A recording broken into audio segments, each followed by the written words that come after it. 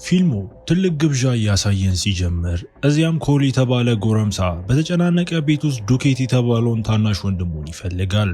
ወንድሙ ከቁጥጥር ውጪ እንደሆነ አንድ ሰው ነግሮት፣ ኮልም ዱኬት ራሱን በአንድ ክፍል ውስጥ ዘግቶ ሲያገኘው፣ ስለዚህ የተጨነቀው ሰው በሩን ሰብሮ ሲገባ ምንም ያለበሰ የቆሰለና ለራሱ የሚያግሮመርመው ዱኬትን አግኝቶት ወደ ቤት ሊወስደውም ይሞክራል። ኮል ሁሉም ሰው ሁኔታውን በስልኩ ሲቀርጽ ሲያይበሳጭና እንዲያቆሙ እየጮኸባቸው፣ ነገር ግን ዱኬት በድንገት ኮልን ወቅቶት ከዚያም ሌሎች የግብዣው ታዳሚዎች በድንጋጤ እያዩት ወደ ውጪ ወጥቶ ራሱን አይኑ ላይ ወቅቶ ሞተ። በሚቀጥለው ትዕይንት የ17 ዓመት የሁለተኛ ደረጃ ተማሪ የሆነችው ሚያን እናያታለን። ሚያ በእናቷ ሞት የሁለተኛ ዓመት መታሰቢያ ምክንያትም እየተሰቃየች ነው። እናቷ በአጋጣሚ በወሰደችው ከመጠን በላይ ያለፈ መድኃኒት እንደሞተችም ታምናለች። እንዲሁም በአባቷ ማስክ ላይ ስለተቆጣችም ስለዚህ ከድርጊቱ በኋላ ብዙ አታናግረውም። በዚያው ቀን ቆይቶ ሚያ ራይሊን ከጓደኛው ቤት ለመውሰድ የሄደች ሲሆን ራይሊ የሚያ ምርጥ ጓደኛ የሆነችው የጄድ ታናሽ ወንድም ነው። እናቷ ካረፈች ጀምሮ ሚያ በጄድ ቤት ነው የምትቆየው። ምክንያቱም በህይወቷ ዝቅተኛ ደረጃ ላይ ስትሆን ደስታና ተስፋ ሊሰጣት የሚችለው የእነሱ ቤተሰብ ብቻ በመሆኑ ነው። ሚያና ጄድ በሶሻል ሚዲያ ላይ በሃይሊና በጆስ የሚዘጋጅ ግብዣም ተመልክተው ከግብዣው ታዳሚዎች ጋር አንዳንድ አስፈሪና ጨለማ ነገሮችን እየሞከሩ ነው የሚል ወሬ ቢኖርም የሚያ ምርጥ ጓደኛ ጄድ ግን ሁሉም ውሸት ትወና ነው ብላ ታስባለች። ሚያ በራሷ ማየት ስለምትፈልግ ጄድም ፍቅረኛዋ ዳንኤል እዛ ስለሚገኝ ለመሄድ ወስና ከታናሽ ወንድሟ ራይሊ ጋር በመሆን ሶስቱ ሳይታዩ ወጥተው ወደ ግብዣውም ያመራሉ። በመጨረሻም ግብዣው ላይ ደርሰው እዚያም የጄድ ፍቅረኛ ዳንኤልን እናገኘዋለን። እሱም የሚያ የቀድሞ ፍቅረኛ ነበር። ምንም እንኳን ቀደም ሲል አብረው የነበሩ ቢሆንም እነሱ ግን አሁንም ጓደኛሞች ናቸው። ከተወሰነ ጊዜ በኋላ ሃይሊና ጆስ ሁሉም ሰው የወደደውን ጨዋታ ያስተዋወቋቸው ሲሆን ጨዋታው አናግረኝ ይባላል።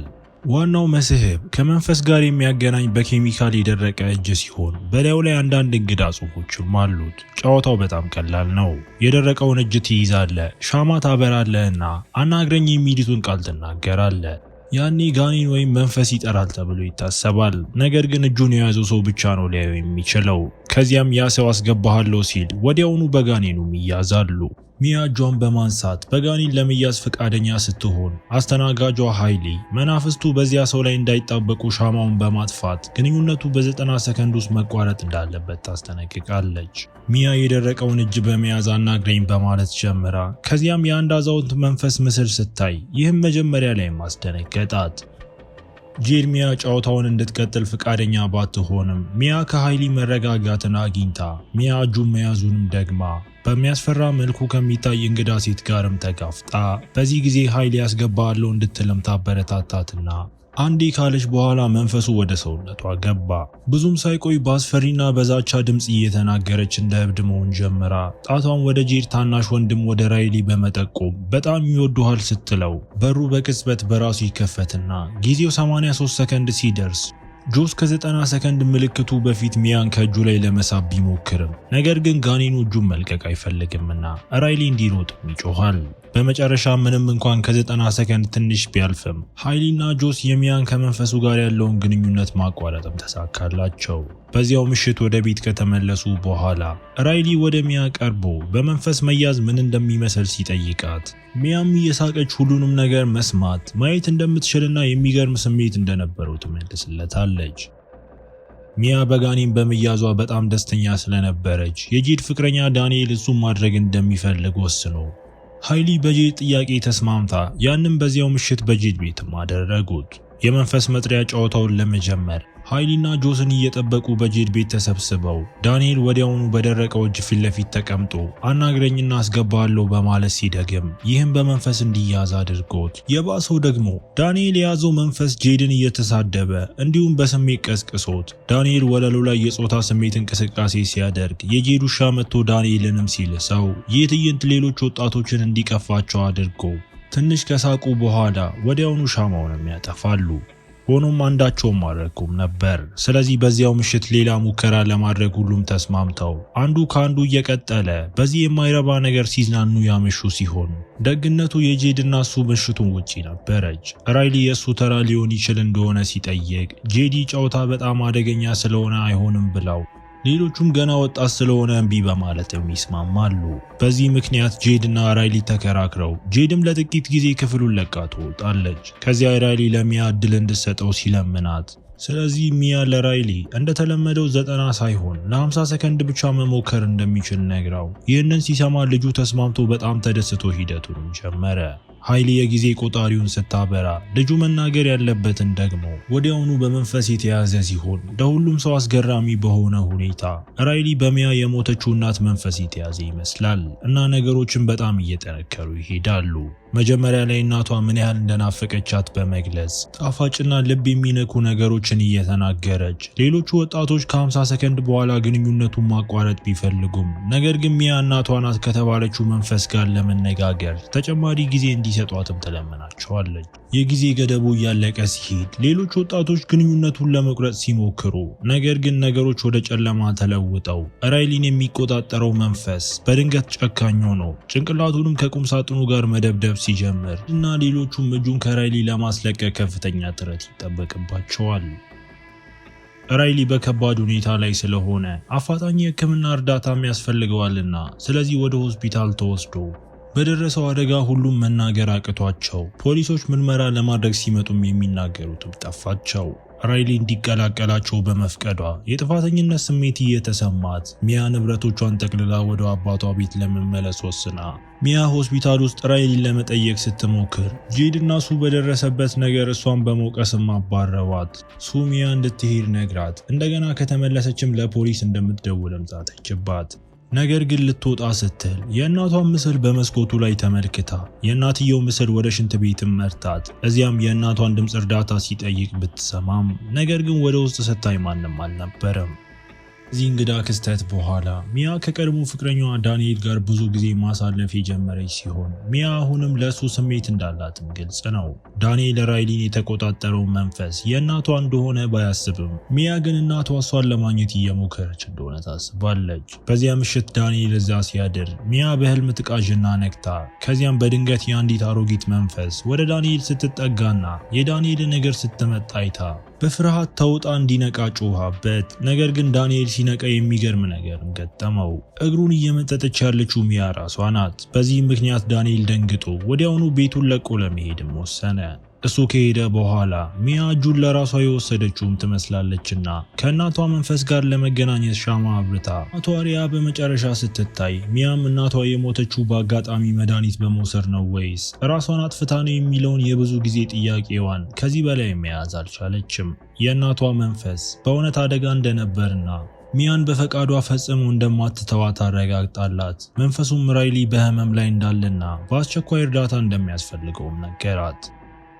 በሆስፒታሉ ውስጥ ጄድ ራይሊን ለመርዳት የተቻላትን እየሞከረች ቢሆንም ነገር ግን እሱ አሁንም በመንፈስ ቁጥጥር ስር ሲሆን በመጨረሻም ነክሷት ከዚያም ወለሉ ላይ ወድቆ በሽንት ቤት ውስጥ ጭንቅላቱን ከግድግዳው ጋርም እየደበደበ በውስጡ ያለው ጋኔን ሊጎዳው እየሞከረ ሲሆን ነገር ግን እንደ ዕድል ሆኖ ሐኪሙ ጣልቃ ገብቶ ሁኔታውንም ተቆጣጠረው።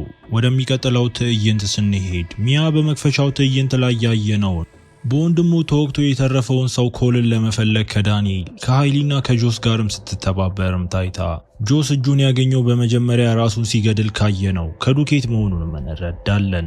ከዚያም ኮልን አግኝተውት እሱም ጆስን ሁል ጊዜ ሟች ወንድሙን ዱኬትን በአጋንንት እጅ እንዲጫወት ስለጋበዘውም እየወቀሰው እናያለን። ኮል በመቀጠል መናፍስቱ በራይሊ ውስጥ በቆዩ ቁጥር እየደከሙ እንደሚሄዱም ይናገራል። ስለዚህ ምርጡ አማራጭ በትዕግስት መጠበቅ ነው። ሚያ ለራይሊ ጊዜው እያለቀ መሆኑን በማሰብ ስትጨነቅ አንድ እቅድም አውጥታ እቅዷም ራይሊ በመንፈስ ተይዞ በነበረበት ወቅት ሻማውን ማጥፋት የረሱት ስለመሰላት ራይሊ ጨዋታውን እንዲጨርስ ማድረግ ነው። ስለዚህ መናፍስቱ ራይሊን እንደገና እንዲይዙት ለማድረግና እሱን የሚመልሱበት መንገድ ለመፈለግ ወደ ሆስፒታል ብትሄድም ነገር ግን ይህ ሀሳብም አልተሳካም። ከዚያም ሚያ በመናፍስት ተይዘዋል ብላ የምታስበውን የራይሊ ነፍስ ለማዳንም ወደ መናፍስት ዓለም ለመግባት ወስና በድንገት በራእይ አንዲት ትንሽ ልጅ መንፈስ ስታገኝ ልጅቷን ወደ ራይሊ እንድትወስዳትም ለምናት። ልጅቷ ሚያን አስገባሻለሁ ብላትም ራይሊ በብዙ ሌሎች ጨካኝ መናፍስት እየተሰቃየ መሆኑን ሚያ ተመልክታ ስትነቃ መናፍስቱ ራይሊ መግደላቸውን እንደማያቆሙ ለጓደኞቿ ትነግራቸዋለች። ሚያ ወደ ቤት ስትመለስ አባቷ ማክስ ወደ እሷ ቀርቦ ስለ እናቷ ሞት እውነቱን ሊነግራት እንደሚፈልግ ተናግሮ ቀደም ብሎ ስላልነገራት ይቅርታ ይጠይቃትና የሪያን ራሷን ከማጥፋቷ በፊት የጻፈችውን ማስታወሻ ሲያሳያት ይህም ሞቷ አደጋ አለመሆኑን ማረጋገጠ። በክፍሉ ውስጥ ተሰብራና እያለቀሰች ሚያ የሪያን መንፈስም እያየች ነገር ግን ከዚያ ሚያ አባቷ በሯን ሲያንኳኳ ትሰማና እናትየው ማክስ ማስታወሻውን ራሱ እንደጻፈው ተናግራ እንዲሁም አባቷ በጎን ባለው ክፍል ውስጥ እያለ መንፈሱ ማክስን እያስመሰለ እንደሆነም ነግራት ሪያም ራይሊ ሊድን የሚችለው ልጁ ከሞተ ብቻ እንደሆነ አጥብቃ ትናገራለች። እዚህ ጋር አባቷን ማክስን የሚመስለው መንፈስ ወደ ክፍሉ ገብቶ በኃይል ሲያጠቃት እውነተኛው ማክስ ከሌላኛው ክፍል ጩኸቱን ሰምቶ የሚያ በር መቆለፉን አይቶ ስለዚህ እሷን ለማየት በሩን ሰብሮም ገባ። ሚያ የሚያጠቃትን መንፈስ ለመውጋት ስትሞክር በአጋጣሚ እውነተኛ አባቷን በመቀስ አንገቱ ላይ ሞጋችው። በኋላ ላይ ሚያ ለጄድ ደውላ ምን ማድረግ እንዳለባት ስለምታውቅ ወደ ቤቷ እንድትመጣ ነግራት ነገር ግን ጄድን ከሆስፒታል አታላ በማስወጣት እሷ ራሷ ራይሊን ለማየትም ወደዚያ ትሄዳለች። ነገር ግን የጄድ እናት ሱ መታ ቀደም ሲል ለተናገረችው ነገር ይቅርታ ጠይቃት ሱ ራይሊ ለደረሰበት ነገር ተጠያቂ እሷ እንዳልሆነችም ለሚያረጋግጣላት ለአንድ ደቂቃ ከሱ ጋር ብቻዋን እንድትሆንም ትፈቅድላታለች። አሁን ሙሉ በሙሉ በአጋንንት መናፍስት ተጽዕኖ ስር የሆነችው ሚያ ራይሊን ለማዳን ብቸኛው መንገድ እሱን መግደል እንደሆነ ይህም ስቃዩን ያበቃለታል ብላ ታስባለች። ስለዚህ በዚያው መቀስ ራይሊን ለመግደል ብትሞክርም ነገር ግን ጨርሳ ልታደርገው አልቻለችም።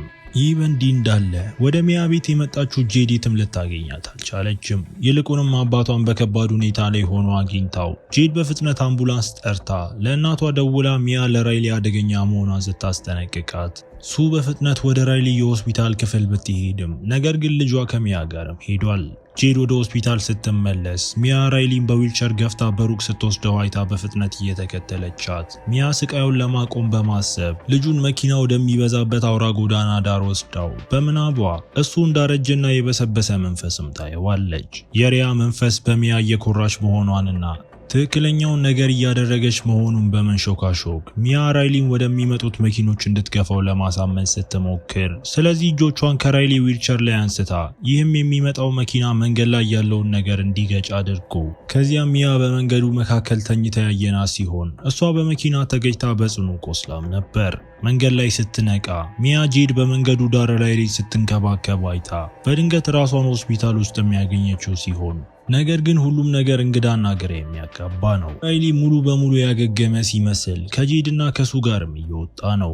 ማክስም ከጉዳቱ የዳነ ይመስላል። ነገር ግን ሚያ ልትከተላቸው ስትሞክር ማንም ሊሰማት አይችልም።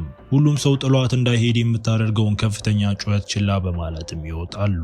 ከዚያም ራሷን ሙሉ በሙሉ ጨለማ በሆነ ባዶነት ውስጥ አግኝታው ከየት መጣ ሳይባል ደካማ የብርሃን ነጸብራቅም ተመልክታ ለማወቅ ጓግቷ ወደሱ ስታመራም እሱ ሻማ መሆኑን የተረዳች ሲሆን ከሱም የሚወጣ አንድ እጅ አለ።